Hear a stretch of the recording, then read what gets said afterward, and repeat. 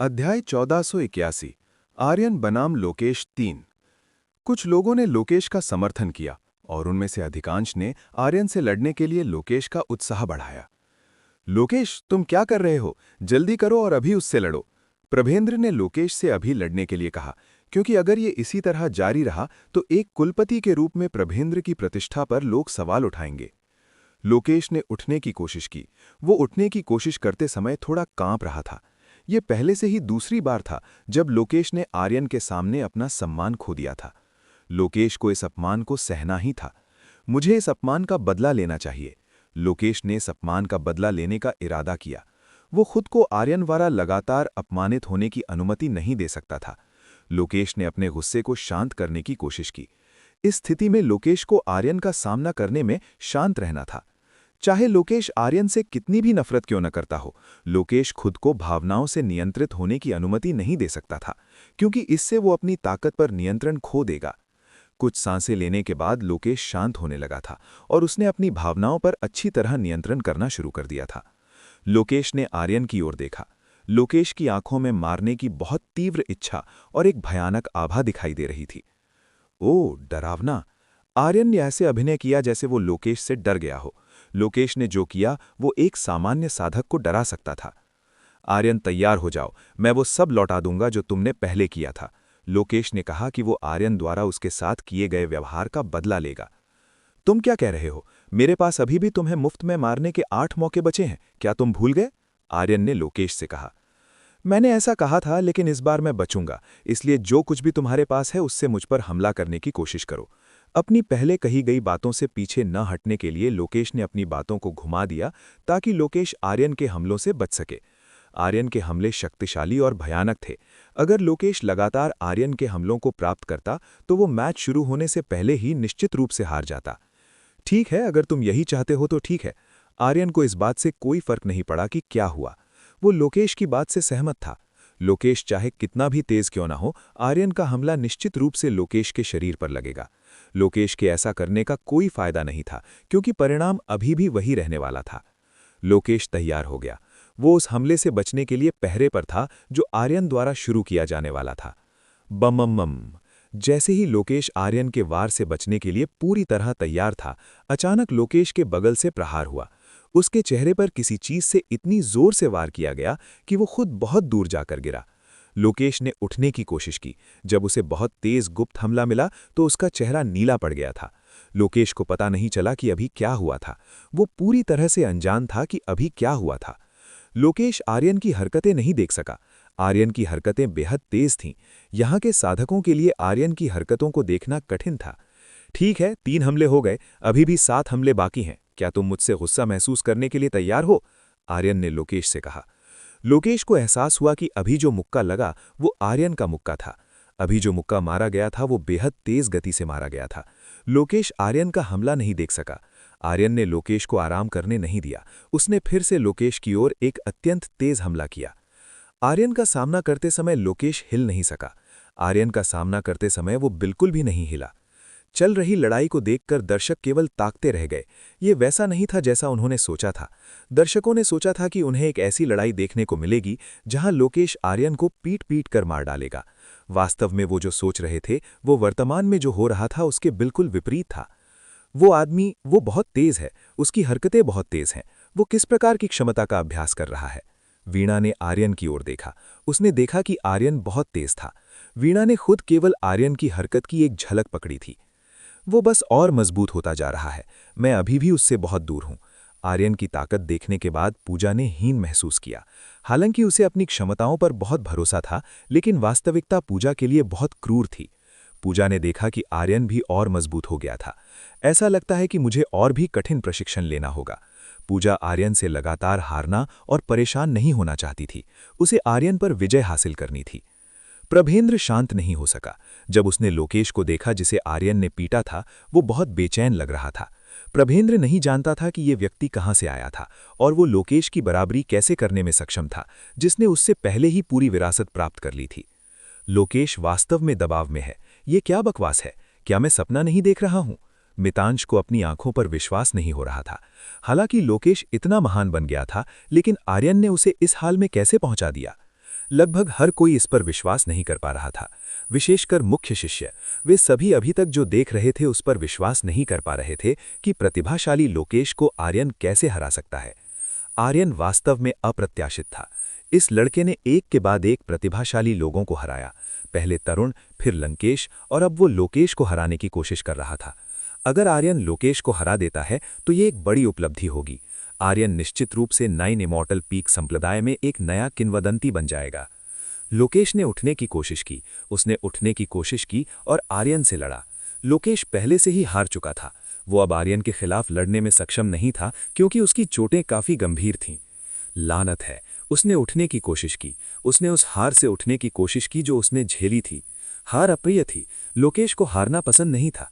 अगर लोकेश इस जगह हार जाता है तो लोकेश मानसी को सब कुछ कैसे समझाएगा। लोकेश मानसी के सामने कमजोर नहीं दिखना चाहता था। जो कुछ भी हुआ, लोकेश को ये दिखाना था कि वो एक महान साधक है जो सभी महिलाओं की प्रशंसा के योग्य है। लानत है, उसने मुझे इसका उपयोग करने के लिए मजबूर किया। लोकेश ने एक गोली की बोतल ली, लोकेश ने गोली निकाली और उसे खाना शुरू कर दिया। लोकेश ने अभी क्या खाया? हर कोई सोच रहा था कि लोकेश ने अभी क्या खाया है। वो जीवन मुक्ति गोली है। उच्च पद वाले लोग जानते थे कि लोकेश ने अभी क्या लिया है।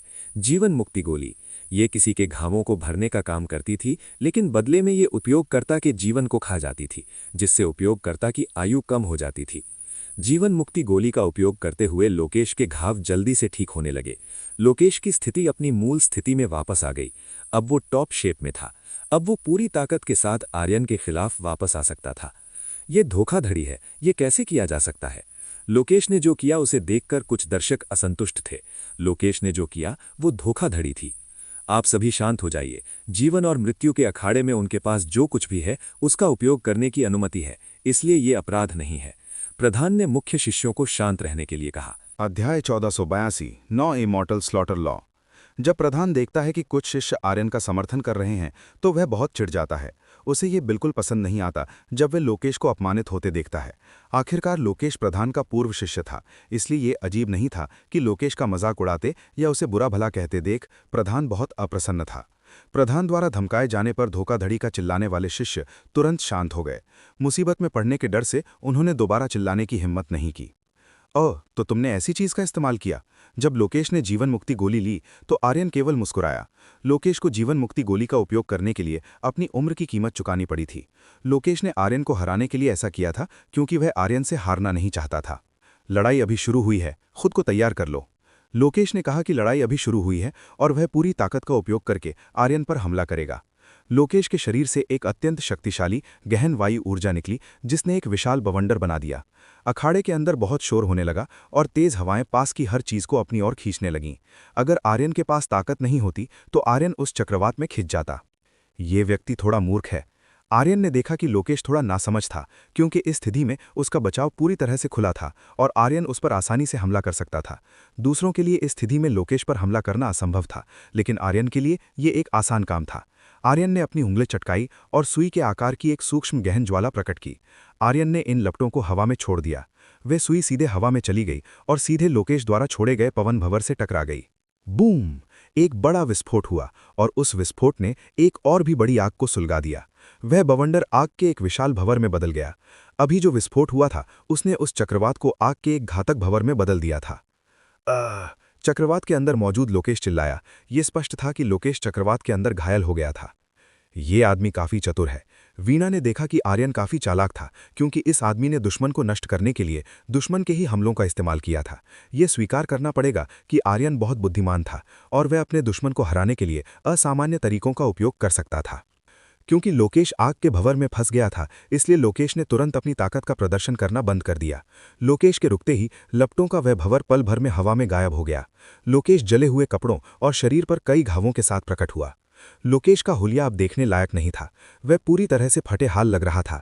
ऐसा लग रहा था कि लोकेश के जीवन का ये सबसे बुरा दिन था। लोकेश आर्यन पर बहुत क्रोधित था और वह आर्यन को शत्रुता से भरी नजरों से देख रहा था। लोकेश अब अपने गुस्से पर काबू पाने में सक्षम नहीं था। आर्यन के प्रति उसका गुस्सा पूरी तरह से नियंत्रण से बाहर हो गया था। सच कहूं तो लोकेश का गुस्सा अपने चरम पर था। यह पहली बार था जब कोई लोकेश को इस स्थिति तक गुस्सा दिलाने में सक्षम हुआ था। ओए, तुम्हारे इस हुलिये का क्या हुआ? क्या तुम अभी अभी अपनी ही तकनीक से जल गए? तुम इतने मूर्ख कैसे हो सकते हो? क्या तुम्हें अपनी सुरक्षा के नियमों के बारे में नहीं पता? आर्यन ने लोकेश से कहा। आर्यन ने लोकेश को और भड़काने की कोशिश की और जो हुआ उससे उसे और चिढ़ाने का प्रयास किया। इस कमीने को तो मैं जान से मार दूंगा। लोकेश का गुस्सा अब रुकने वाला नहीं था। वह आर्यन द्वारा किए गए अपमान को और सहन नहीं कर पा रहा था। लोकेश ने अपनी हथेलियों को आपस में मिलाया और पूरी तरह से ध्यान केंद्रित करना शुरू कर दिया। कुछ ही क्षणों बाद ये स्थान अत्यंत अंधकारमय हो गया। काले रंग के बादल और तेज हवाओं ने 9 इमॉर्टल पीक संप्रदाय को भर दिया। बादलों के पीछे से एक हरी रोशनी दिखाई दी। ये रोशनी आसमान से नीचे उतरते ही और भी स्पष्ट होने लगी। ये हरी रोशनी वास्तव में सुपर बड़े आकार के हथियार निकले। ये कुल 9 अलग अलग प्रकार के हथियार थे। इस दृश्य को देखकर वहां मौजूद लगभग सभी पीक लॉर्ड्स खड़े हो गए और आसमान की ओर देखने लगे। क्या कुलपति ने वास्तव में लोकेश को ऐसी तकनीक सिखाई है? सभी पीक लॉर्ड्स को उम्मीद नहीं थी कि लोकेश ने 9 इमॉर्टल पीक संप्रदाय की सर्वोच्च तकनीक में महारत हासिल कर ली है। ये प्रभेंद्र की सबसे शक्तिशाली तकनीक थी जो शायद ही कभी आपात स्थिति के अलावा उपयोग की जाती थी। और अब लोकेश आर्यन के खिलाफ इस चीज का इस्तेमाल कर रहा था। आर्यन के लिए इस हमले से बचना निश्चित रूप से बहुत कठिन होने वाला था। आर्यन, तुम निश्चित रूप से मरोगे। लोकेश ने अपनी आंखें खोलीं और आर्यन की ओर दहाड़ने लगा। उसने अपनी पूरी ताकत से आर्यन को ललकारा। 9 इमॉर्टल स्लॉटर लॉ। लोकेश दहाड़ा और उसने आसमान से 9 हथियारों को नीचे गिरा दिया। आसमान में मौजूद वे 9 हथियार नीचे आए और सीधे नीचे खड़े आर्यन की ओर बढ़े। जब वे 9 हथियार नीचे उतरे तो आर्यन पर एक जबरदस्त दबाव पड़ा। ये दबाव उन 9 हथियारों के अत्यंत तीव्र गति से नीचे आने के कारण था। वह मर जाएगा। सभी पीक लॉर्ड्स का मानना था कि अगर आर्यन को यह हमला लगा तो निश्चित रूप से उसकी मृत्यु हो जाएगी। कोई भी इस मैच को नहीं रोक सकता था, इसलिए वे केवल लोकेश को आर्यन को मारने की कोशिश करते हुए देख सकते थे। वे 9 हथियार नीचे आए और आर्यन से टकराए। जब ऐसा हुआ तो एक विशाल विस्फोट हुआ जिसने सैकड़ों मील दूर तक की धरती को हिला दिया। सबसे ज्यादा प्रभावित वे दर्शक थे जो इस जगह के आसपास थे। जोरदार भूकंप के कारण कुछ दर्शकों ने अपना संतुलन भी खो दिया। जो हुआ उसे देखकर हर कोई विस्मय में था। जब उन्होंने लोकेश को इतना भयानक हमला करते देखा तो वे सभी चकित रह गए। अगर अखाड़े में बैरियर नहीं होता तो निश्चित रूप से दर्शक उड़ जाते और उनमें से अधिकतर की इस स्थान पर मृत्यु हो जाती। अखाड़ा धूल से भर गया था। लोकेश के 9 इमॉर्टल स्लॉटर लॉ को झेलने के बाद अखाड़ा पूरी तरह से टूटा हुआ और अस्त व्यस्त लग रहा था। लोकेश के महान हमले के परिणाम स्वरूप एक विशाल गड्ढा बन गया था। कोई भी यही सोचेगा कि ऐसे हमले से कोई भी जीवित नहीं बचेगा, लेकिन आर्यन बचा पाया या नहीं ये साबित करने के लिए उन्हें देखना था कि आर्यन कहाँ है। धूल आखिरकार कम होने लगी। इस जगह के आसपास न तो कोई निशान दिखा और न ही आर्यन की आकृति। लोकेश और दर्शकों को आर्यन का कोई नामो निशान नहीं मिला। क्या आर्यन का शरीर टुकड़ों में बिखर गया है? कुछ लोग अटकलें लगाने लगे कि आर्यन का शरीर उड़कर चीथड़े हो गया होगा। अभी जो हमला हुआ था वह आर्यन को कुचलने के लिए पर्याप्त था। कामयाब रहे, लोकेश जीत गया। जब प्रधान ने देखा कि लोकेश जीत गया तो वह बहुत खुश हुआ। अभी जो हमला हुआ था वह आर्यन के शरीर को टुकड़ों में तोड़ने के लिए काफी था। कितना अजीब है, अगर मैच खत्म हो गया है तो बैरियर गायब क्यों नहीं हुआ? जयद्रथ को यह अजीब लगा। अगर आर्यन पहले ही लोकेश से हार गया था तो बैरियर गायब क्यों नहीं हुआ? हो सकता है कि किसी कारण से यह विफल रहा हो। मीतांश ने कहा कि विफलता की संभावना हो सकती है। मैं जीत गया। लोकेश जश्न मनाने लगा। वह आर्यन पर अपनी विजय की खुशी मना रहा था। तालियां तालियां। लोग लोकेश के लिए तालियां बजाने लगे। उन्हें स्वीकार करना पड़ेगा कि लोकेश के पास वास्तव में अद्भुत क्षमता थी। अध्याय 1483। आर्यन बनाम लोकेश, युद्ध का अंत। दर्शकों की तालियां और शोर लगातार गूंजता रहा। हर कोई लोकेश की सराहना कर रहा था और आर्यन पर उसकी जीत के लिए उसे बधाई दे रहा था। लोकेश इस बात से फूला नहीं समा रहा था। वह आर्यन पर विजय पाकर बहुत खुश था। अब उसे लगा कि कोई भी उसे और मानसी को परेशान करने की हिम्मत नहीं करेगा। जूनियर आर्यन, क्या वो ठीक है? जेड लोटस शिखर की महिलाएं आर्यन की अज्ञात स्थिति को लेकर बहुत चिंतित थीं। वे आर्यन की अज्ञात स्थिति के बारे में घबराई हुई लग रही थीं। हर कोई बस यही उम्मीद कर सकता था कि आर्यन अभी हुए उस भयानक हमले से बच गया हो। भले ही आर्यन के जीवित रहने की संभावना बहुत कम थी, लेकिन जेड लोटस शिखर की सभी महिला शिष्यों को अभी भी आर्यन से बहुत उम्मीदें थीं। लोकेश इन तारीफों का भरपूर आनंद ले रहा था। वह आसपास के लोगों द्वारा दी जा रही प्रशंसा में पूरी तरह खो गया था। खड़खड़। जब लोकेश अपनी जीत का जश्न मना रहा था तभी मलबे के गिरने की आवाज गूंजी। मलबे के भीतर से एक आकृति बाहर निकली। वो आकृति आर्यन की थी। वह मलबे के ढेर से बाहर आया। मेरे कपड़े गंदे हो गए। आर्यन ने अपने कपड़े झाड़े। उसने धूल से अपने कपड़ों को साफ किया। ये अफसोस की बात थी कि निवेदिता ने उसे जो कपड़े दिए थे वे गंदे हो गए थे, और ये सब लोकेश की गलती के कारण हुआ था। आर्यन को बिल्कुल सही सलामत स्थिति में देखकर दर्शकों में सन्नाटा छा गया। वे सभी आर्यन की स्थिति देखकर स्तब्ध थे कि वह बिना किसी चोट के जीवित बचने में सफल रहा। भले ही लोकेश का हमला काफी शक्तिशाली और घातक था, लेकिन आर्यन कैसे जीवित बच गया और लोकेश के उस अत्यंत घातक हमले से कैसे बच गया? सबसे ज्यादा हैरान प्रभेंद्र था। वह अवाक रह गया और आर्यन को बिना किसी चोट के जीवित देखकर ताकता रह गया। ये स्पष्ट था कि प्रभेंद्र के लिए इसे समझ पाना असंभव था। लोकेश पीछे मुड़ा। उसने अभी सुनी आवाज की दिशा में देखा। लोकेश ने आर्यन को बिल्कुल स्वस्थ देखा। आर्यन के शरीर पर एक भी घाव नहीं दिखाई दे रहा था। तुम अभी हुए हमले के बाद भी तुम जीवित कैसे हो? लोकेश ने आर्यन की ओर इशारा किया। उसे अपनी आंखों पर विश्वास नहीं हो रहा था कि आर्यन उसके शक्तिशाली हमले से बच निकलने में कामयाब रहा। मैं बस भाग्यशाली था। आर्यन ने कहा कि वह लोकेश के हमले से बचने के लिए भाग्यशाली रहा। हर कोई इस बारे में बात करने लगा। वे विश्वास नहीं कर पा रहे थे कि आर्यन केवल भाग्य के भरोसे लोकेश के घातक हमले से बच गया। मुझे विश्वास नहीं हो रहा कि तुम सच बोल रहे हो। लोकेश को विश्वास नहीं हुआ। जाहिर है कि आर्यन उससे झूठ बोल रहा था। अगर तुम विश्वास नहीं करते तो मेरे लिए तुम्हें फिर से समझाना बेकार है। चलो अपनी लड़ाई जारी रखते हैं। आर्यन ने लोकेश को और स्पष्टीकरण देने की जहमत नहीं उठाई। लोकेश और भी ज्यादा सतर्क हो गया। वह आर्यन को लेकर और भी सावधान हो गया था। लोकेश पहले ही काफी गहन ऊर्जा खो चुका था, इसलिए उसकी बची हुई ताकत अब बहुत कम थी। लोकेश को इस मैच को खत्म करने का सबसे तेज तरीका ढूंढना था। अगर ये इसी तरह चलता रहा तो ये निश्चित था कि समय के साथ लोकेश हार जाएगा। मास्टर, ऐसा लगता है कि आपने पर्याप्त खेल लिया है। चलिए अब सब खत्म करते हैं। अवनी ने आर्यन से कहा कि वह अब खिलवाड़ करना बंद करे और लोकेश को पीटने में गंभीर हो जाए। मैं इसे तुरंत करूंगा। आर्यन ने सिर हिलाया। वह तुरंत ऐसा करने वाला था। आर्यन बस अपनी क्षमताओं का परीक्षण करना चाहता था, और यह साबित हुआ कि आर्यन की क्षमताएं अब बहुत शक्तिशाली हैं। कम से कम आर्यन अब लोकेश से बहुत ऊपर था। वर्तमान आर्यन लोकेश के लिए कोई मुकाबला नहीं था, जिसने प्रभेंद्र की विरासत पहले ही प्राप्त कर ली थी। आर्यन ने अपने दोनों हाथ उठाए। आर्यन ने अपने दोनों हाथ बहुत ऊंचे उठाए। आर्यन के दाहिने हाथ से गहन ज्वाला निकल रही थी, जबकि आर्यन के बाएं हाथ से अमोघ बर्फ निकल रही थी। इन दोनों तत्वों ने आर्यन के हाथों को ढक लिया और उसे बॉक्सिंग दस्ताने की तरह लपेट लिया। दर्शक अपना पूरा ध्यान आर्यन पर देने लगे। उनके लिए इस तरह की दोहरी ताकत वाले साधक को देखना दुर्लभ था। केवल वही शक्तिशाली और प्रतिभाशाली साधक इस तरह का कुछ कर सकते थे। केवल वही जो वास्तव में प्रतिभावान थे इन दोनों तत्वों का एक साथ उपयोग कर सकते थे।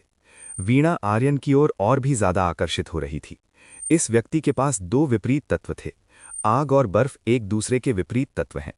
इन दोनों तत्वों को नियंत्रित करने में जरा सी भी चूक उपयोगकर्ता के लिए बहुत घातक परिणाम दे सकती है। भले ही आर्यन इन दोनों तत्वों के साथ मजबूत हो जाएगा, लेकिन फिर भी सबसे खराब संभावना बनी हुई थी। अगर आर्यन जरा सी भी लापरवाही बरतता तो ये लोकेश के लिए फायदेमंद हो सकता था। तैयार हो जाओ, चलो इस लड़ाई को खत्म करते हैं। आर्यन लोकेश की ओर बढ़ा। बैम बैम बैम बैम बैम। आर्यन ने लोकेश पर विभिन्न हमले किए। आर्यन ने ऊपर नीचे बाएं दाएं हर तरफ से प्रहार किया। लोकेश आर्यन के हमलों को आते हुए नहीं देख सका। वह केवल अपना बचाव कर सकता था और आर्यन के हमलों को झेल सकता था। आर्यन का हमला बहुत तेज और शक्तिशाली था। हमला प्राप्त करते ही लोकेश का शरीर तुरंत जल गया और जम गया। लोकेश को अब कोई दर्द महसूस नहीं हो रहा था। उसे जो घाव मिले थे उन्होंने उसे दर्द महसूस करने के लायक भी नहीं छोड़ा था। बूम! लोकेश को फर्श पर गिरा दिया गया। वह अब आर्यन द्वारा फर्श पर पटक दिया गया था। लोकेश ने उठने और आर्यन से लड़ने की कोशिश की, लेकिन अफसोस कि लोकेश उठ नहीं सका। अनंत आ सिलसिले से उसका शरीर सुन्न हो चुका था। आर्यन लोकेश के ऊपर खड़ा हो गया। उसने नीचे दबे लोकेश पर अपना पैर रख दिया। क्या तुम हारने के लिए तैयार हो? आर्यन ने नीचे दबे लोकेश से कहा। इस बार लोकेश हारने वाला था। मैं कभी नहीं हारूंगा। लोकेश ने हार मानने से इनकार कर दिया। वह आर्यन जैसे किसी से नहीं हारना चाहता था। अफसोस, लेकिन यह तुम्हारी हार होगी। आर्यन ने कहा कि यह लोकेश की हार होगी। आर्यन ने अपने दोनों हाथों को आपस में मिला दिया। आर्यन के हाथों की आग और बर्फ एक में मिल गई। बाहरी लोगों के लिए आर्यन ने जो किया वह कुछ अजीब था। इससे एक बहुत बहुत बड़ा विस्फोट होगा। आग और बर्फ अत्यंत संवेदनशील होते हैं। जब वे एक दूसरे से मिलते हैं तो वे अत्यंत विनाशकारी हो जाते हैं। वहीं रुक जाओ। प्रधान ने आर्यन को रोकने की कोशिश की। वह आर्यन को लोकेश को पीटने से रोकने की कोशिश कर रहा था। आर्यन, बेहतर होगा कि तुम रुक जाओ और हार मान लो। प्रधान ने आर्यन को एक ध्वनि संदेश भेजा। प्रधान ने आर्यन से कहा कि वह अभी हार मान ले। आखिरकार लोकेश 9 इमॉर्टल पीक संप्रदाय का भविष्य का कुलपति था।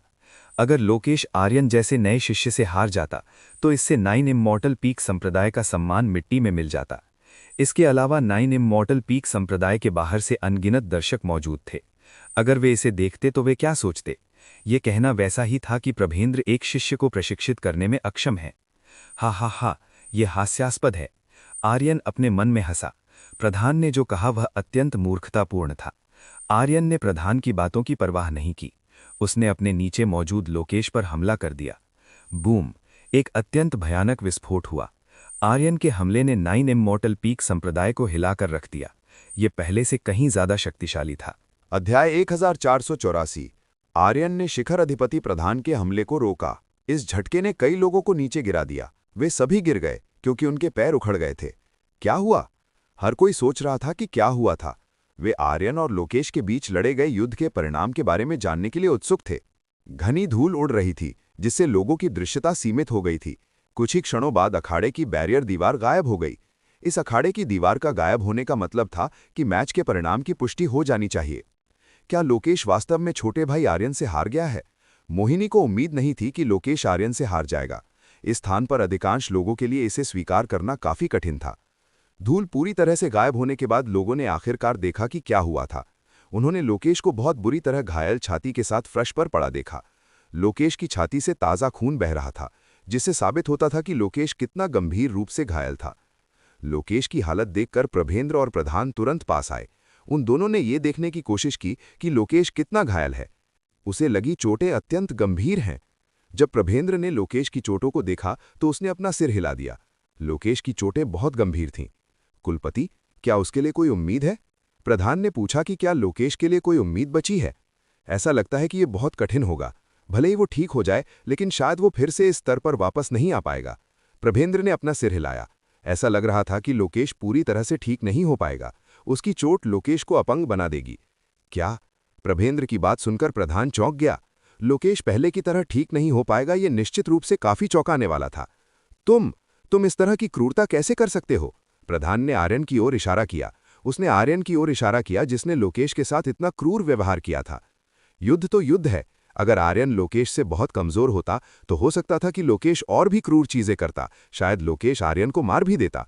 ये जीवन और मृत्यु का युद्ध अखाड़ा है। आर्यन और लोकेश जो कर रहे हैं उसे कोई नहीं रोक सकता था, इसलिए दोनों जो चाहे करने के लिए स्वतंत्र थे। प्रधान ने आर्यन की ओर इशारा किया। निवेदिता का ये शिष्य बहुत अहंकारी था। प्रधान ने महसूस किया कि उसे आर्यन जैसे अहंकारी शिष्य को सबक सिखाना चाहिए। प्रधान आगे बढ़ा। उसने अपने सामने मौजूद आर्यन पर हमला किया। प्रधान ने आर्यन पर हमला करने के लिए अपने पवन मुक्के का इस्तेमाल किया। आर्यन ने अपना हाथ बढ़ाया और उसने प्रधान द्वारा किए गए हमले का विरोध किया। बूम! प्रधान के हमले को आर्यन ने आसानी से रोक दिया। असंभव! प्रधान विश्वास नहीं कर पा रहा था कि आर्यन उसके हमले को रोक रहा है। प्रधान के हमले को आर्यन ने बहुत आसानी से रोक दिया था। बेहतर होगा कि तुम चले जाओ, तुम मेरे प्रतिद्वंदी नहीं हो, आर्यन ने प्रधान से जाने को कहा। वो अब बहुत अधिक शक्तिशाली हो चुके आर्यन के लिए एक योग्य प्रतिद्वंदी नहीं था।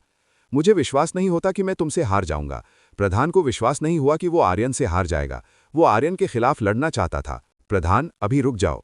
जब प्रधान आर्यन पर हमला करना चाहता था तो प्रभेंद्र ने तुरंत उसे रोक दिया। उसने प्रधान से रुकने और आर्यन पर हमला न करने को कहा।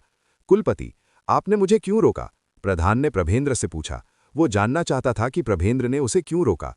कोई भी जल्दबाजी में काम न करे। शुरू से ही ये उन दोनों के बीच सहमति से किया गया युद्ध था, इसलिए हम हस्तक्षेप नहीं कर सकते। प्रभेंद्र इस स्थिति में प्रधान की तुलना में कहीं अधिक तार्किक था। वो स्पष्ट रूप से सोच सकता था। लेकिन प्रधान आर्यन को इतनी आसानी से नहीं छोड़ना चाहता था। चलो हम चलें और लोकेश का इलाज करें। प्रभेंद्र ने प्रधान को लोकेश को ठीक करने में मदद करने के लिए आमंत्रित किया। यदि वे इस स्थान पर बने रहते तो लोकेश की स्थिति और खराब हो जाती। प्रभेंद्र और प्रधान ने लोकेश को लिया और दोनों उसे उस स्थान पर ले गए जहां प्रभेंद्र रहता था। तालियां, तालियां। जब दर्शकों ने आर्यन को मैच जीतते देखा तो उन्होंने तालियां बजाना शुरू कर दिया। ये मैच इस स्थान पर लोगों की कल्पना से कहीं अधिक रोमांचक था। आर्यन ने प्रभेंद्र के शिष्य लोकेश को हरा दिया था। जूनियर आर्यन बहुत शक्तिशाली और सुंदर है। वो बहुत ही ताकतवर इंसान है। मैं उससे और सीखना चाहती हूँ। जेड लोटस शिखर की महिला शिष्याओं ने आर्यन की ओर देखना शुरू कर दिया। वे सभी अब सही मायनों में आर्यन को देखने लगी थीं। आर्यन ने जो किया वो वास्तव में असाधारण था। अब से संप्रदाय का सबसे अच्छा शिष्य लोकेश नहीं रहा, आर्यन इस संप्रदाय का सबसे अच्छा मुख्य शिष्य होगा। दिलचस्प। श्वेता आर्यन की ओर और भी अधिक आकर्षित हो रही थी। उसे आर्यन जैसे शक्तिशाली व्यक्ति को वश में करना ही होगा। यदि वो आर्यन जैसे व्यक्ति को अपने पैरों पर झुकाने में सक्षम नहीं हुई तो उसका गौरव दांव पर लग जाएगा। श्वेता एक सुंदर मूर्ति थी, वो निश्चित रूप से आर्यन को पा सकती थी। श्वेता को विश्वास नहीं हो रहा था कि आर्यन जैसा व्यक्ति उसके सामने टिक पाएगा। वो और भी मजबूत होता जा रहा है। क्या मैं उससे लड़ सकती हूँ? पूजा अपनी ओर निराशा से देखने लगी थी। पूजा नहीं जानती थी कि क्या वो आर्यन के खिलाफ जीत सकती है। आर्यन की शक्ति और भी बढ़ती जा रही थी। ये आदमी बहुत तेजी से बढ़ रहा था। मैच खत्म होने के बाद हर कोई चला गया। वे चले गए और उन्होंने इस जगह को खाली कर दिया। कुछ लोगों ने आर्यन को बधाई दी। अब आर्यन संप्रदाय में एक बहुत ही शक्तिशाली व्यक्ति बन गया था। प्रभेंद्र और प्रधान लोकेश को ठीक करने के लिए ले आए। लोकेश के घाव उन दोनों के द्वारा भरे गए। प्रभेंद्र और प्रधान ने लोकेश को ठीक करने के लिए दुर्लभ और उच्च रेटिंग की औषधियों का उपयोग किया ताकि लोकेश जल्दी ठीक हो सके। भले ही वे अपने चरम स्थिति में वापस नहीं आ सके, लेकिन कम से कम प्रभेंद्र और प्रधान अभी भी लोकेश की जान बचा सके। निवेदिता का शिष्य वास्तव में अप्रत्याशित है। वो कुछ ही हफ्तों में इतनी मजबूत कैसे हो सकती है? प्रभेंद्र को विश्वास नहीं हो रहा था कि आर्यन कुछ ही हफ्तों में इतना मजबूत हो सकता है। वो महिला बहुत अमीर है। अगर वो एक सीधा शिष्य लेती है तो उसे अपने सभी संसाधनों का उपयोग करना चाहिए। साथ ही उस आदमी की शक्ति निवेदिता के समान है, इसलिए निवेदिता निश्चित रूप से उसे सबसे अच्छा उपचार देगी। प्रभेंद्र ने संभावनाएं व्यक्त की। कुलपति, आखिर वो महिला कौन है? वो इतनी शक्तिशाली और उसके पास असाधारण क्षमताएं क्यों हैं? प्रधान ने प्रभेंद्र से पूछा। वो वास्तविक निवेदिता के बारे में जानना चाहता था। प्रधान पहले से ही निवेदिता के बारे में बहुत उत्सुक था कि कैसे प्रभेंद्र निवेदिता के साथ व्यवहार करते समय इतना सम्मानजनक और डरा हुआ था। अध्याय 1485।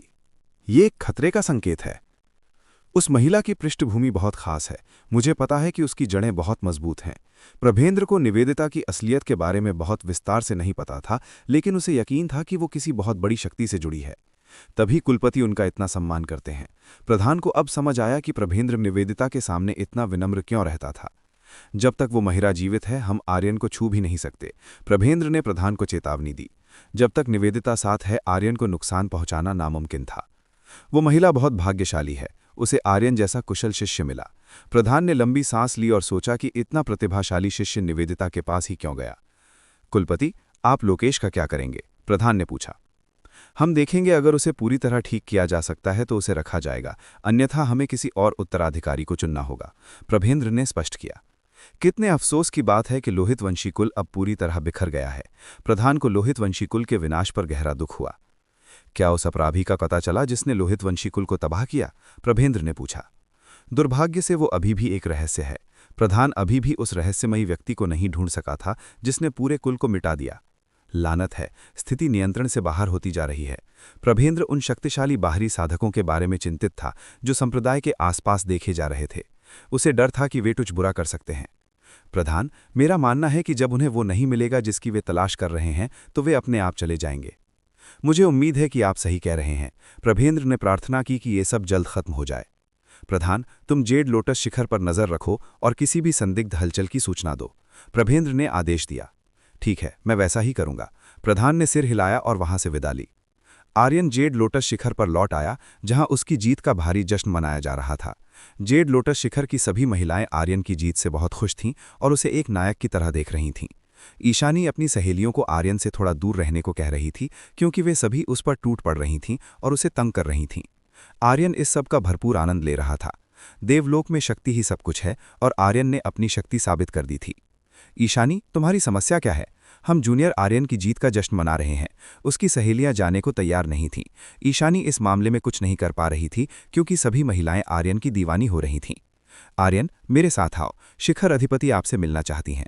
मानसी वहां आई और आर्यन से कहा कि निवेदिता उसे बुला रही हैं। ठीक है, आर्यन मानसी के साथ चल दिया। मानसी उसे निवेदिता के पास ले जाने के बजाय इमारत की छत पर ले गईं। पति, हम छत पर क्यों आए हैं? क्या शिखर अधिपति निवेदिता मुझे नहीं ढूंढ रही हैं? आर्यन ने पूछा। पति, आपके द्वारा किए गए सब कुछ के लिए आपका बहुत बहुत धन्यवाद। मैं बहुत आभारी हूं। मानसी ने उसे धन्यवाद देने के लिए वहां बुलाया था। पत्नी, तुम्हें मुझे धन्यवाद देने की जरूरत नहीं है। मैंने ये सब तुम्हारी सुरक्षा के लिए किया है और अगर कोई तुम्हें परेशान करेगा तो मैं उन्हें पछताने पर मजबूर कर दूंगा। आर्यन ने मानसी को अपनी बाहों में भर लिया। मानसी ने अपना चेहरा आर्यन की छाती पर टिका दिया और उसके दिल की धड़कन सुनने लगी। माहौल बहुत रोमांचक हो गया था और वे दोनों एक सुंदर जोड़े की तरह लग रहे थे। जेड लोटस शिखर का नज़ारा वहां से बहुत अद्भुत लग रहा था। तभी अचानक डूम डूम डूम एक बहुत तेज अलार्म बजा। क्या हुआ? आर्यन चौंक गया और उसने चारों ओर देखा। ये एक खतरे का संकेत है। ये तभी बजता है जब संप्रदाय पर कोई बड़ा हमला होने वाला हो या कोई गंभीर खतरा हो जो पूरे संप्रदाय को खतरे में डाल सकता है, मानसी ने घबराते हुए बताया। क्या इसका मतलब है कि कुछ खतरनाक होने वाला है? आर्यन ने गंभीरता से पूछा। बिल्कुल, मैं जाकर पता करती हूं कि क्या हुआ है। पति, आप कृपया सभी महिला शिष्यों को बाहर इकट्ठा होने का निर्देश दें, मानसी ने निर्देश दिया। मैं तुरंत करता हूं। आर्यन ने सिर हिलाया और सभी महिलाओं को सुरक्षित रूप से इकट्ठा करने के लिए नीचे की ओर दौड़ा। अध्याय 1486 कोड ब्रेकर संगठन के क्षेत्र में प्रवेश। आर्यन और मानसी अलग हो गए और दोनों अपने अपने कार्यों को पूरा करने के लिए निकल पड़े। आर्यन महिला शिष्यों से मिलने गया जबकि मानसी ये पता लगाने गई कि आखिर क्या हुआ है। जूनियर आर्यन, क्या आपको पता है कि क्या हुआ है? सभी महिला शिष्यों ने आर्यन से पूछा। वे सभी जानना चाहती थीं कि आखिर माजरा क्या है। मुझे अभी तक नहीं पता कि क्या हुआ है, लेकिन चलिए बाहर इकट्ठा होते हैं और बहन मानसी का इंतजार करते हैं। आर्यन ने तुरंत सभी महिलाओं को बाहर जाने और मानसी से जानकारी मिलने तक प्रतीक्षा करने को कहा। ठीक है, हम समझ गए। सभी महिलाओं ने सिर हिलाया और वे बाहर चली गईं। आर्यन, आपको क्या लगता है कि क्या हुआ होगा? ईशानी, ऐश्वर्या और सुमित्रा ने पास आकर पूछा। ऐसा लगता है कि बाहर कुछ खतरनाक हो रहा है, वरना अलार्म नहीं बजता। आर्यन ने होने वाली संभावनाओं का अनुमान लगाना शुरू किया। आपको क्या लगता है कि यह क्या हो सकता है? सुमित्रा ये जानने के लिए उत्सुक थी, क्योंकि ये कोई साधारण मामला नहीं लग रहा था। चलिए बहन मानसी के आने का इंतजार करते हैं, उसके बाद हमें पता चल जाएगा कि क्या हुआ है। आर्यन ने ईशानी, ऐश्वर्या और सुमित्रा को उस स्थान पर इकट्ठा होने के लिए आमंत्रित किया जिसे मानसी ने बताया था। चलो, ईशानी, ऐश्वर्या और सुमित्रा तेजी से आर्यन के पीछे हो लीं। वे तीनों आर्यन के पीछे बाहर निकलीं और उन महिलाओं के साथ इकट्ठा हो गईं जो पहले ही जा चुकी थीं। बाहर पहुंचने के बाद आर्यन ने सभी महिलाओं को जितना हो सके उतनी साफ लाइन में खड़े होने का आदेश दिया। वो चाहता था कि वे सभी अनुशासन में रहें। जेड लोटस शिखर की सुंदरियों को इतनी अच्छी लाइन में खड़े देखना सुखद था। वे बस मानसी से जानकारी मिलने का इंतजार कर रही थीं। कुछ देर इंतजार करने के बाद मानसी आखिरकार वापस आ गई। मानसी सबके सामने नीचे उतरी। हर कोई ये जानने के लिए उत्सुक था कि मानसी को क्या जानकारी मिली है। सब लोग ध्यान दें। आप सभी ने अभी सुना होगा कि संप्रदाय ने खतरे की चेतावनी दी है।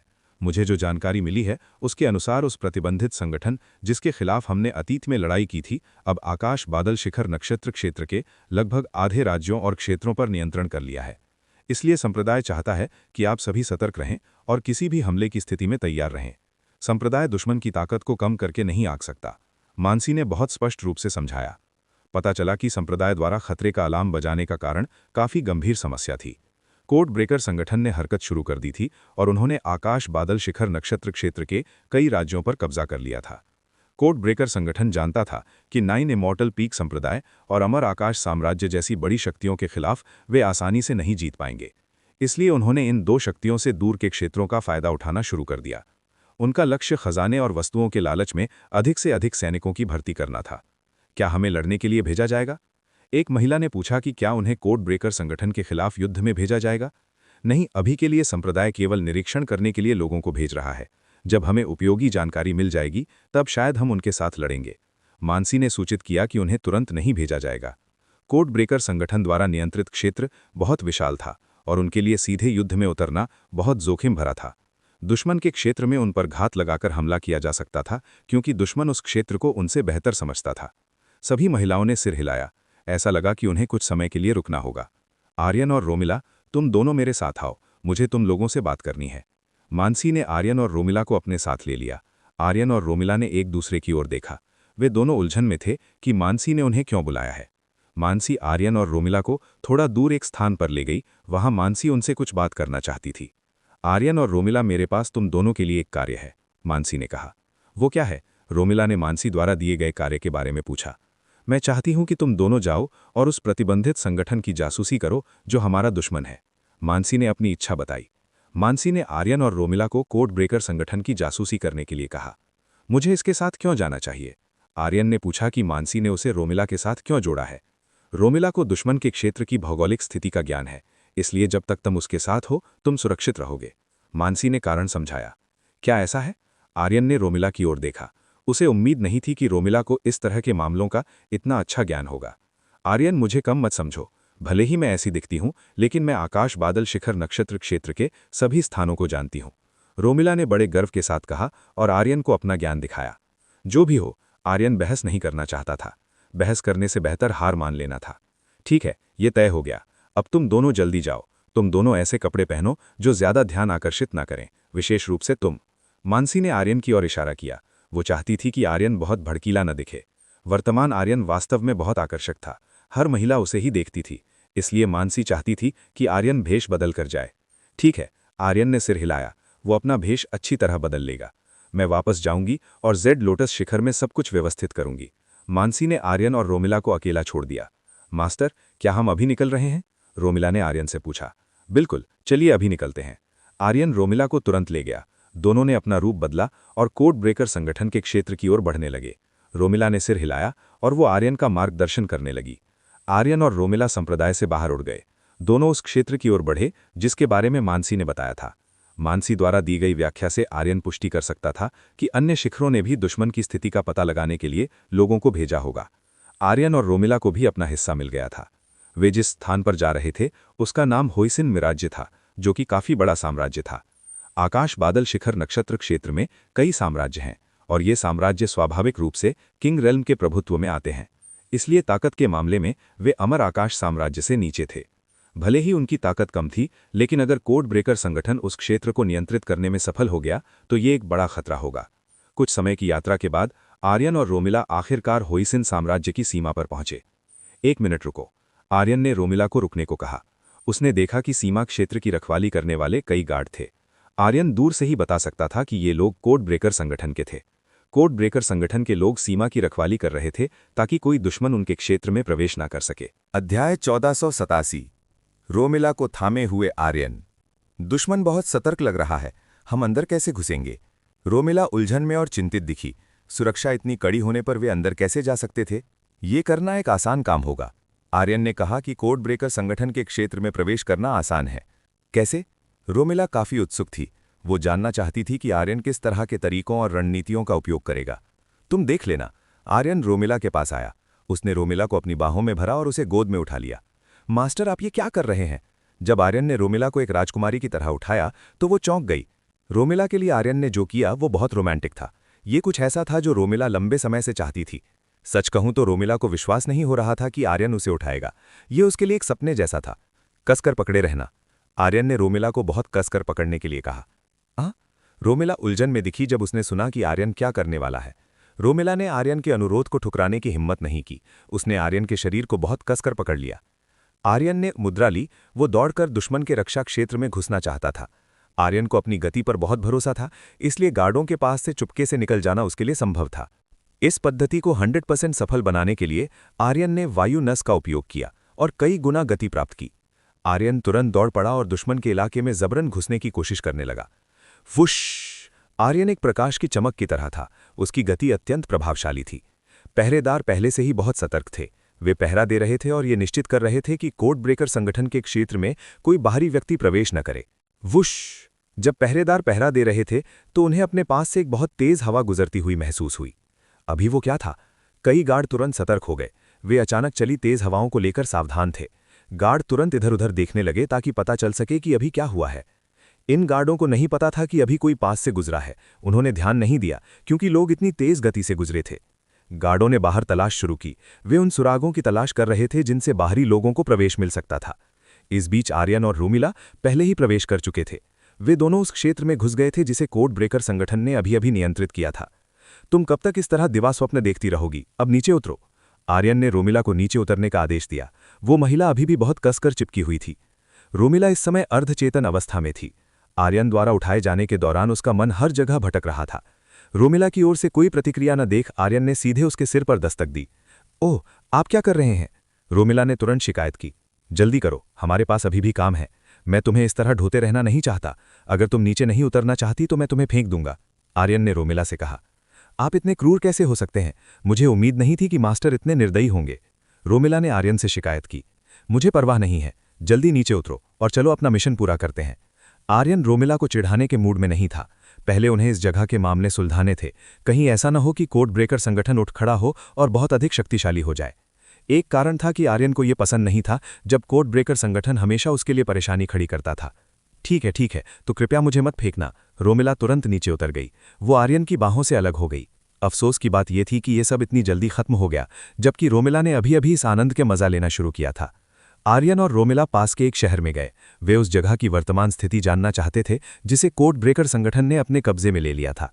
संयोग से इस जगह से कुछ ही दूरी पर एक शहर था, इसलिए आर्यन और रोमिला ने उस स्थान पर रुकने का फैसला किया। आर्यन और रोमिला शहर में दाखिल हुए। जब वे दोनों शहर के अंदर गए तो उन्होंने पाया कि शहर की स्थिति बहुत सामान्य लग रही थी। ऐसा नहीं लग रहा था कि वहां कोई जबरदस्ती या अपराध हो रहा है। क्या ये थोड़ा अजीब नहीं है? आर्यन ने अपने पास खड़ी रोमिला से कहा। हाँ, मुझे भी ऐसा ही लग रहा है। ये जगह इतनी शांत और शांतिपूर्ण क्यों दिख रही है, जैसे यहाँ कुछ हुआ ही ना हो, रोमिला ने कहा। हो सकता है कि उन्हें धमकाया गया हो या कुछ और। क्यों ना हम इस बारे में पता लगाएं? आर्यन ने रोमिला को इस मामले की तह तक जाने के लिए कहा। चलिए चलते हैं, रोमिला ने सिर हिलाया। वे दोनों एक ऐसी जगह गए जो बहुत शांत थी और भीड़ से दूर थी। आर्यन और रोमिला एक छोटे से सराय में पहुंचे जहां बहुत भीड़ नहीं थी। दोनों ने खाने पीने का ऑर्डर दिया और जानकारी जुटाने की कोशिश करने लगे। काका, इस शहर के क्या हाल हैं? आर्यन ने शहर की स्थिति के बारे में पूछा। स्थिति ठीक है, क्या कोई समस्या है? सराय के मालिक ने आर्यन से पूछा। नहीं, बस मैंने सुना था कि इस जगह पर थोड़ी उथल पुथल है, इसलिए मैं चिंतित था कि कुछ असामान्य ना हो जाए। आर्यन ने विनम्रता से उत्तर दिया। उसने अपनी पहचान उजागर नहीं करने की पूरी कोशिश की। थोड़ी उथल पुथल हुई है। हाल ही में होइसिन साम्राज्य पर वास्तव में मुक्तिदाता के नाम पर एक समूह ने कब्जा कर लिया है, लेकिन ऐसे केवल शाही राजधानी में हुआ है, जबकि ये शहर और अन्य क्षेत्र युद्ध से प्रभावित नहीं हुए हैं।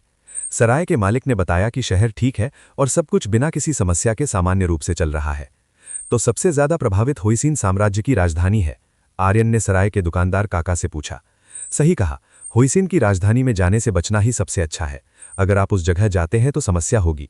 मैंने सुना है कि जो लोग बाहर निकलने या प्रवेश करने की कोशिश करते हैं उन्हें गिरफ्तार किया जाता है और उनसे पूछताछ की जाती है, इसलिए वो एक अराजक क्षेत्र है, काका ने आर्यन से कहा। चेतावनी के लिए धन्यवाद। आर्यन ने अपने सामने मौजूद व्यक्ति द्वारा दी गई चेतावनी के लिए आभार प्रकट किया। आर्यन और रोमिला ने कुछ समय उस स्थान पर बिताया। काम खत्म होने के बाद वे दोनों वहां से चले गए। मास्टर, आपको अभी उस व्यक्ति के बारे में क्या लगता है? रोमिला ने आर्यन से उस जानकारी के बारे में पूछा जो उस व्यक्ति ने अभी दी थी। मैंने देखा कि वो कुछ छिपाने की कोशिश कर रहा था। आर्यन ने भांप लिया था कि वो व्यक्ति कुछ छिपा रहा है। तो हम आगे क्या करने वाले हैं? रोमिला ने पूछा। हम कुछ समय यहीं रहेंगे। ये सीमा के सबसे नजदीक का शहर है, इसलिए इस जगह पर जरूर कुछ छिपा होगा। आर्यन सीधे होइसिन राजधानी नहीं जाना चाहता था। उसे लगा कि ये क्षेत्र रणनीतिक रूप से महत्वपूर्ण है। निश्चित रूप से कोड ब्रेकर संगठन इस स्थान पर कुछ बड़ा करने की योजना बना रहा है। रोमिला ने आर्यन की बात से सहमति जताई। अध्याय 1488 दुश्मन के दिव्य जहाज में तोड़फोड़। आर्यन और रोमिला शहर के चारों ओर गए। वे दुश्मन के बारे में जानकारी ढूंढ रहे थे। कोड ब्रेकर संगठन एक ऐसी जगह पर अपना काम कर रहा था जो नजरों की पहुंच से छिपी हुई थी। आर्यन ने इस जगह के चारों ओर स्कैन किया। दुर्भाग्य से आर्यन को ऐसा कुछ नहीं मिला जो उसकी मदद कर सके। इस शहर के बारे में कुछ भी अजीब नहीं था। ये अजीब है कि इस शहर में कुछ भी गलत नहीं है। आर्यन उलझन में दिखने लगा। उसे इस शहर में कुछ भी गलत नहीं मिला। कोड ब्रेकर संगठन की ओर से किसी भी संदिग्ध हलचल का कोई संकेत नहीं था। क्या यह संभव है कि वे कहीं दूर छिपे हों? आर्यन ने सोचना शुरू किया कि यदि दुश्मन कहीं दूर छिपा है तो ऐसा हो सकता है। आर्यन ने गॉड आइस का उपयोग करके दूर तक देखा। उसने शहर के बाहर कोड ब्रेकर की मौजूदगी की तलाश की। जब आर्यन दुश्मन के ठिकाने की तलाश कर रहा था तो उसे कुछ संदिग्ध मिला। उसने एक ऐसी जगह देखी जो चीजों को बनाने में लगे लोगों से भरी हुई थी। जिज्ञासावश आर्यन ने और अधिक जानने का निर्णय लिया। जब उसने ऐसा किया तो उसे पता चला कि वे युद्ध के लिए उपयोग किए जाने वाले गूढ़ दिव्य जहाज बना रहे थे। आर्यन को विश्वास था कि ये गूढ़ दिव्य जहाज युद्ध के लिए उपयोग किया जाता था, क्योंकि उसने अनगिनत बड़े और भयानक भारी हथियार देखे थे। ये निश्चित रूप से हमले के लिए उपयोग किए जाने वाले हथियार थे।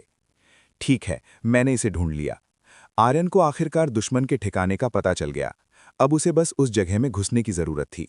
ऐसा करने में शायद आर्यन रोमिला को साथ नहीं लाता, क्योंकि अगर वो रोमिला को अपने साथ ले जाता तो उस जगह में घुसना बहुत खतरनाक होता। गार्डों की परतों को देखते हुए रोमिला के साथ जाना बहुत मुश्किल होता, इसलिए आर्यन ने अकेले जाने का फैसला किया। चलो चलकर एक सराय ढूंढते हैं। आर्यन ने रोमिला को सराय ढूंढने के लिए आमंत्रित किया। सराय ढूंढ रहे हैं? रोमिला आर्यन की योजना से उलझन में थी कि आर्यन ने सराय ढूंढने का फैसला क्यों किया। रोमिला का इंतजार किए बिना आर्यन ने तुरंत उसे पास के एक सराय में खींच लिया। उन दोनों ने अपने लिए कमरा बुक किया। रोमिला का चेहरा लाल हो गया जब उसने देखा कि आर्यन ने केवल एक ही कमरा बुक किया है। आर्यन ने जो किया वो बहुत साहसी था। ये देखकर रोमिला का दिमाग दौड़ने लगा। वो अजीब और अनुचित चीजों के बारे में सोचने लगी जो उन दोनों के बीच हो सकती थीं। जरा कल्पना कीजिए कि क्या होगा जब एक पुरुष और महिला एक ही कमरे में होंगे। कुछ तो ऐसा होना चाहिए जो रोमिला जैसी महिला को अलग तरह से सोचने पर मजबूर कर दे। रोमिला आर्यन के बारे में थोड़ा जानती थी। यह आदमी उसे बहुत चिढ़ाता था। उसके मन में निश्चित रूप से उसके प्रति हर तरह के इरादे रहे होंगे। लेकिन अगर वो सच में ऐसा करना चाहता है तो शायद मुझे कोई आपत्ति नहीं होगी। रोमिला को आर्यन के साथ संबंध बनाने में कोई आपत्ति नहीं थी। दूसरी ओर रोमिला वास्तव में उम्मीद कर रही थी कि ऐसा हो। कमरा बुक करने के बाद आर्यन और रोमिला तुरंत ऊपर चले गए। दोनों ऊपर गए और कमरे में दाखिल हुए। जब रोमिला आर्यन के साथ थी तो उसने अपना चेहरा नीचे झुका लिया था। ये साफ था कि वो आर्यन के साथ होने पर थोड़ी शर्मीली महसूस कर रही थी। तुम्हें क्या लगता है, ये शहर थोड़ा अजीब है। इस शहर के लोग सच में अजीब हैं। आर्यन ने कहा कि इस शहर के लोग बहुत अजीब हैं। मैं आपकी बात से सहमत हूं। रोमिला को एहसास हुआ वो आर्यन की बात से सहमत थी। उसे भी लगा कि इस शहर के लोग थोड़े अजीब थे। क्या ऐसा हो सकता है कि वे प्रभावित हुए हों? आर्यन ने अनुमान लगाया कि लोग प्रभावित हुए हैं, वरना वे इस तरह की समस्या से निपटने में इतने सहज क्यों होंगे? क्या उनका ब्रेन वॉश किया गया है? रोमिला ने सोचना शुरू किया कि शायद इन लोगों का ब्रेन वॉश किया गया हो। वे जो हो रहा था उससे डरे नहीं थे। ये हो सकता है, वरना उन्हें किसी के द्वारा धमकाया जा सकता है। आर्यन ने संभावनाओं के बारे में सोचना शुरू किया। ये काफी गंभीर मामला है। रोमिला को लगा कि ये एक बहुत गंभीर बात है। अगर ऐसा था तो ये डरावना था। तुम यहीं रुको और किसी भी संदिग्ध दिखने वाली हलचल पर नजर रखो। मीनवाइल मैं ये देखने जाऊंगा कि कोई जानकारी मिलती है। आर्यन ने रोमिला के साथ काम बांट लिया। आर्यन बाहर जाएगा जबकि रोमिला इस जगह पर नजर रखेगी।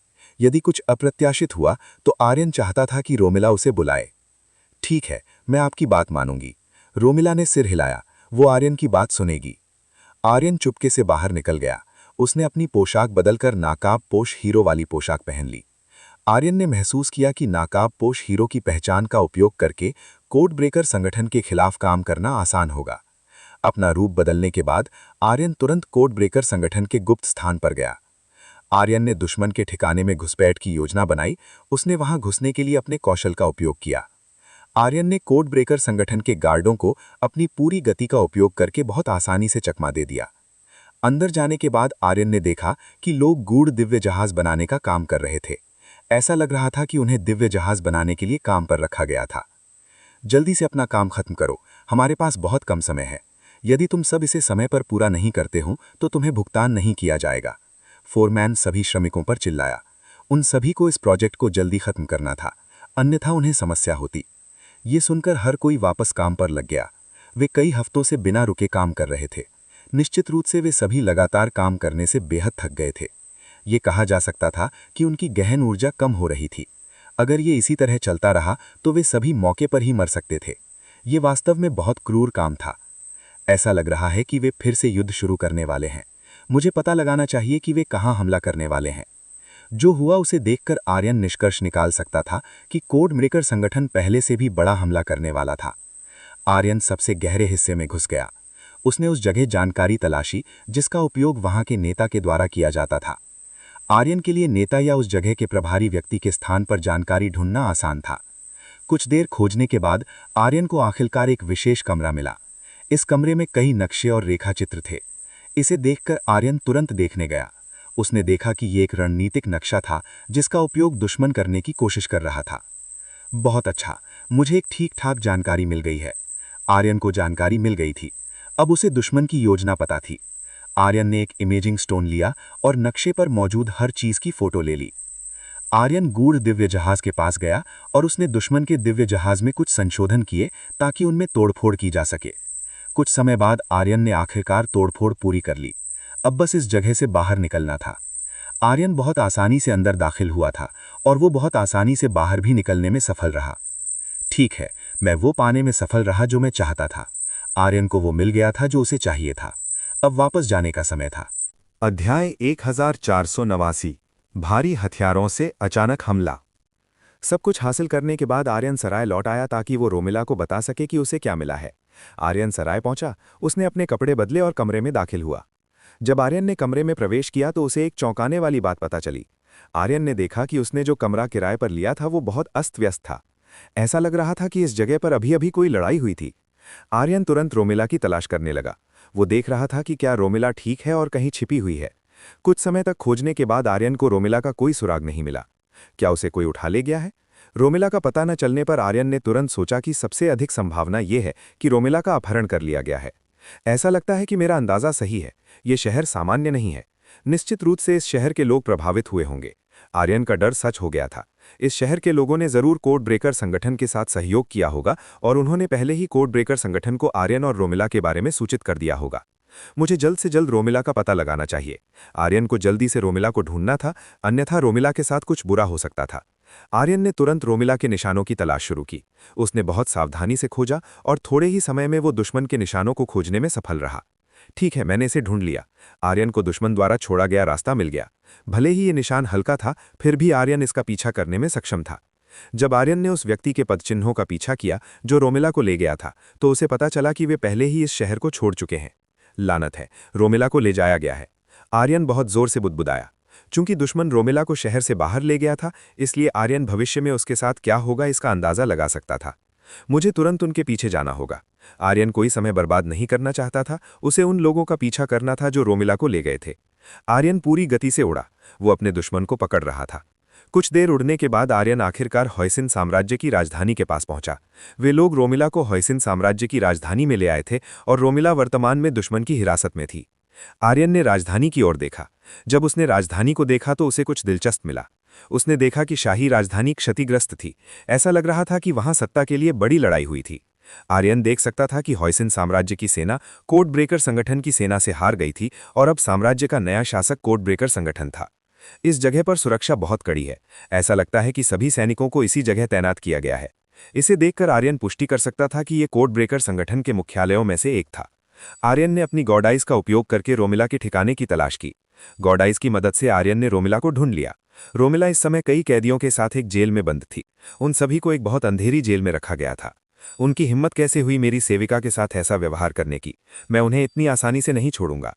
रोमिला के साथ दुश्मन के इस व्यवहार को देखकर आर्यन को उन्हें सबक सिखाना ही था। आर्यन जेल में घुस गया। उसने पहले ही जेल का नक्शा बना लिया था, इसलिए आर्यन रोमिला तक पहुंचने का रास्ता जानता था। काल कोठरी का रास्ता काफी कठिन था। वहां अनगिनत बाधाएं और हर कोने को अलग करने वाले दरवाजे थे। साथ ही वहां अनगिनत गार्ड पहरा दे रहे थे, इसलिए आर्यन को उन सभी गार्डों से होकर गुजरना पड़ा। इस बार आर्यन ने गार्डों को अपाहिज कर दिया। उसने सभी गार्डों को पस्त कर दिया। आर्यन का लक्ष्य बहुत स्पष्ट था। वो रोमिला के भागने का रास्ता आसान बनाना चाहता था। उसका इरादा कोड ब्रेकर संगठन को पूरी तरह से हिला देने का भी था। जेल पहुंचने के बाद आर्यन सीधे रोमिला के पास गया। रोमिला इस समय एक कोने में घुटनों के बल बैठी थी। वो कुछ नहीं कर पा रही थी। रोमिला वर्तमान में विशेष जंजीरों से बंधी हुई थी, जिससे उसकी शक्ति दब गई थी और वो भागने में असमर्थ थी। वहां मौजूद सभी लोगों के साथ ऐसा ही व्यवहार किया गया था। वे सभी जंजीरों में जकड़े हुए थे। हे! आर्यन ने निराश दिख रही रोमिला को आवाज दी। किसी की आवाज सुनकर रोमिला ने तुरंत देखा कि उसे कौन बुला रहा है। जब उसने आर्यन को देखा तो वो खुशी से भर गई। मास्टर, आप आ गए। मुझे पता था कि आप मुझे बचाने जरूर आएंगे। रोमिला इसे देखकर बहुत खुश हुई। उसकी सारी चिंताएं तुरंत दूर हो गईं। आर्यन ने रोमिला को आजाद कर दिया। उसने जेल का दरवाजा और रोमिला को बांधने वाली जंजीरों को तोड़ दिया। तुम इस हालत में कैसे पहुंची? आर्यन ने पूछा। जब मैं शहर पर नजर रख रही थी तब कुछ लोगों ने मुझ पर गुप्त रूप से हमला किया और मुझे बेहोश कर दिया। जब मुझे होश आया तो मैं इस जगह पर थी। रोमिला ने बताया कि उसके साथ क्या हुआ था। ये सुनकर आर्यन ने तुरंत रोमिला के घावों को देखा और उन्हें ठीक कर दिया। रोमिला आर्यन के इस व्यवहार के लिए बहुत आभारी थी। रोमिला को छुड़ाने के बाद आर्यन ने अन्य कैदियों को भी रिहा कर दिया। आर्यन ने चुनने में सावधानी की, क्योंकि उस जगह पर साम्राज्य द्वारा कुछ नीच अपराधियों को भी कैद किया गया था। लोगों को आजाद करने के बाद आर्यन ने सभी को तुरंत वहां से निकलने के लिए कहा। सभी समझ गए और जितनी जल्दी हो सके वहां से निकल गए। चलो हम भी चलते हैं।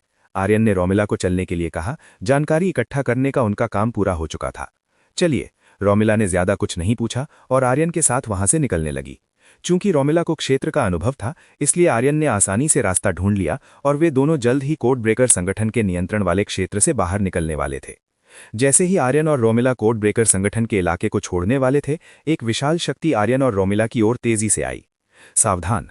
जब आर्यन ने उस विशाल शक्ति को करीब आते महसूस किया तो उसने तुरंत रोमिला की रक्षा की। बूम! एक बहुत बड़ा धमाका हुआ जिससे आसमान में धुएं का एक विशाल गुब्बार छा गया। अध्याय 1490। तुमने मुझे ये कौन से कपड़े दिए हैं? एक गूढ़ दिव्य जहाज आर्यन और रोमिला के करीब आ रहा था। अभी जो हमला हुआ था वो उसी दिव्य जहाज के एक भारी हथियार से किया गया था। हम दुश्मन को खत्म करने में सफल रहे हैं। दिव्य जहाज पर मौजूद लोग जीत का जश्न मना रहे थे। उन्हें लगा कि उन्होंने उन घुसपैठियों को नष्ट कर दिया है जो उनके क्षेत्र में घुस आए थे। ये अभी तक अज्ञात है कि इन लोगों ने आर्यन और रोमिला को कैसे ढूंढ लिया। दरअसल उनके ठिकाने का पता चलने का कारण रोमिला के शरीर में लगा एक विशेष पाउडर था। उस पाउडर की मदद से वे भागती हुई रोमिला का पता लगाने में सक्षम थे। ये पाउडर बहुत ही खास है और इसकी उपस्थिति का पता लगाना बहुत कठिन है। जल्दी से देखो कि वे दोनों सुरक्षित हैं या जीवित। जहाज के कमांडरों में से एक ने चालक दल को आर्यन और रोमिला की स्थिति की जांच करने का आदेश दिया। यदि वे अभी भी जीवित हैं तो उन्हें मार दिया जाना चाहिए, और यदि वे मर चुके हैं तो बस यहां से निकलना होगा। कोड ब्रेकर संगठन के लोगों ने चारों तरफ तलाशी ली। जब उन्होंने इस जगह की छानबीन की तो उन्हें फटे हुए कपड़े मिले जो आर्यन और रोमिला के थे। इसे देखकर उन्होंने तुरंत अपने कमांडर को सूचना दी। रिपोर्ट कमांडर, हमें फटे हुए कपड़े मिले हैं। ऐसा लगता है कि जिस व्यक्ति को हमने गोली मारी थी वो नष्ट हो चुका है। सदस्य ने अपनी खोज के बारे में बताया। अच्छा, फिर हम जा सकते हैं। सबको वापस बुलाओ और अपनी स्थिति पर लौट जाओ। कमांडर ने सभी को पीछे हटने और अपने पदों पर लौटने का आदेश दिया। कोड ब्रेकर संगठन के सैनिक जल्दी से वहां से चले गए। ये पुष्टि करने के बाद कि जीवन का कोई निशान नहीं बचा है, उन्होंने तुरंत उस स्थान को छोड़ दिया। कोड ब्रेकर संगठन का गूढ़ दिव्य जहाज उड़ गया और वे अपने क्षेत्र में गश्त करने के लिए लौट आए। वे चले गए। आर्यन और रोमिला एक संकरी दरार में छिपे हुए थे। आर्यन के कुछ कपड़े फटे हुए थे। उसने जानबूझकर अपने कपड़े फाड़ दिए थे ताकि दुश्मन को विश्वास हो जाए कि वो हार चुका है और मारा गया है। इस बीच रोमिला इस समय बिना कपड़ों के थी क्योंकि आर्यन ने उसके कपड़े फाड़ दिए थे। आर्यन, तुम मेरे साथ ऐसा क्यों कर रहे हो? रोमिला ने पूछा कि वो उसके कपड़े क्यों फाड़ रहा था। सच तो यह है कि आर्यन बहुत साहसी था। उसने वास्तव में उसके कपड़े उतारने की हिम्मत की थी। तुम्हारे कपड़ों पर ट्रैकिंग पाउडर लगा था। अगर मैं ऐसा नहीं करता तो वे फिर भी हमें ढूंढ लेते। आर्यन ने वो कारण बताया जिसके लिए उसने ये कदम उठाया था। Tracking powder? कब से? रोमिला ने ऐसी किसी चीज पर ध्यान नहीं दिया था। उसे पता ही नहीं चला कि दुश्मन ने उसके कपड़ों पर कब पाउडर डाल दिया। अब समझ आया कि दुश्मन उनका पता कैसे लगा सका। शुरू से ही रोमिला पर एक ट्रैकिंग डिवाइस लगा दिया गया था। ऐसा लगता है कि कोड ब्रेकर संगठन के बहुत सारे संपर्क हैं। शहर के लोग भी निश्चित रूप से कोड ब्रेकर संगठन के सदस्य रहे होंगे। आर्यन ने अंदाजा लगाया कि शहर के कुछ लोग इस संगठन का हिस्सा थे। इसीलिए जब संगठन ने इस क्षेत्र पर नियंत्रण किया तो वे लोग बहुत सामान्य दिख रहे थे। आर्यन, तुम बस उनसे लड़ क्यों नहीं लेते? रोमिला ने आर्यन से पूछा कि उसने उन दुश्मनों का सामना क्यों नहीं किया। मुझे अभी दुश्मन के आगामी हमले के बारे में जानकारी मिली है। उनसे लड़कर उनकी योजनाओं को नष्ट करना भी बेकार है। लड़ने और दुश्मन को घबराने पर मजबूर करने से बेहतर है कि हम खुद के खत्म होने का नाटक करें और ये जानकारी वापस ले जाएं। आर्यन ने अपनी रणनीति बताई। तो ये आपका कारण था? रोमिला ने सिर हिलाया। उसे अब समझ आया कि आर्यन ने युद्ध क्यों नहीं किया। जल्दी से अपने कपड़े बदलो। आर्यन ने रोमिला को अतिरिक्त कपड़े पहनने के लिए कहा। रोमिला का चेहरा लाल हो गया। वो आर्यन की बात सुनकर समझ नहीं पा रही थी कि क्या कहे। तुम चुप क्यों हो? आर्यन ने रोमिला से पूछा कि वो चुप क्यों है और जवाब क्यों नहीं दे रही। वो असल में मैं अपने साथ बदलने के लिए कपड़े नहीं लाई हूँ। रोमिला ने कहा कि वो कपड़े नहीं लाई थी। निकलने से पहले रोमिला ने अपने पुराने कपड़े 9 इमॉर्टल पीक पर ही छोड़ दिए थे। तो तुम्हारे पास और कोई कपड़े नहीं हैं? आर्यन ने अपने सामने खड़ी रोमिला से पूछा। हाँ, रोमिला ने सिर हिलाया। उसकी स्पेस रिंग में केवल गोलियां और गहन क्रिस्टल थे। इसके अलावा वो कुछ भी साथ नहीं लाई थी। संप्रदाय के साधक हमेशा अपने संसाधन संप्रदाय में ही रखते हैं। 1 मिनट रुको, मैं तुम्हारे लिए कपड़े ढूंढता हूं। आर्यन ने रोमिला को इंतजार करने को कहा। रोमिला के लिए कपड़े उठाते समय आर्यन ने उसकी ओर देखा। अगर ध्यान से देखा जाए तो रोमिला का शरीर बहुत ही सुंदर था और इस समय वो और भी आकर्षक लग रही थी। रोमिला थोड़ी शर्मिंदा थी। वो विपरीत लिंग के सामने इस तरह होना शर्म की बात मान रही थी। मास्टर, आप ये पोशाक उसे क्यों नहीं दे देते? अवनी ने सुझाव दिया कि आर्यन रोमिला को एक विशेष पोशाक दे जो फेरी द्वार के संग्रहण में छिपी थी। वो क्या है? आर्यन काफी उत्सुक था। जब आर्यन ने देखा कि अवनी का क्या मतलब था तो वो समझ गया। है, ये वास्तव में एक अच्छा विचार है। आर्यन शैतानी अंदाज में मुस्कुराया। अवनी का विचार सुनकर उसके चेहरे पर एक कुटिल मुस्कान आ गई। ये लो तुम्हारे कपड़े, जाओ और बदल लो। आर्यन ने रोमिला को एक कमीज दी और उसे तुरंत कपड़े बदलने के लिए कहा। रोमिला ने आर्यन से कपड़े लिए और थोड़ी दूर जाकर कपड़े बदलने लगी। झांकना मत, रोमिला ने आर्यन को चेतावनी दी। आर्यन ने केवल ठंडी सांस ली। अगर आर्यन वास्तव में उसे झांकना चाहता तो उसे मेहनत करने की जरूरत नहीं थी। वो अपनी गॉड आइज का उपयोग कर सकता था। रोमिला गई और कपड़े बदलने लगी। उसे अभी तक अंदाजा नहीं था कि आर्यन ने उसे किस तरह के कपड़े दिए हैं। उसने मुझे किस तरह के कपड़े दिए हैं? जब रोमिला ने वो पोशाक देखी तो वो बहुत उलझन में थी। उसने इस तरह का कपड़ा पहले कभी नहीं देखा था। रोमिला सोच रही थी कि आर्यन को ऐसे कपड़े कहाँ से मिले और ये पोशाक इतनी छोटी क्यों है। उसे ये नहीं पता था कि अगर वो इतनी छोटी पोशाक पहनेगी तो उसकी जांघें पूरी तरह से दिखाई देंगी। ऐसा लगता है कि मेरे पास इसे पहनने के अलावा और कोई चारा नहीं है। रोमिला के पास और कोई चारा नहीं था। आर्यन के सामने इस तरह रहने से बेहतर था कि वो ये कपड़े पहन ले। रोमिला ने जल्दी से वो कपड़े पहन लिए। शुरू में उसे थोड़ी मुश्किल हुई, लेकिन अंत में उसने उन्हें सही से पहन लिया। क्या मैंने इसे सही पहना है? रोमिला सोच रही थी। सच तो ये था कि वो पहली बार ऐसा कुछ पहन रही थी।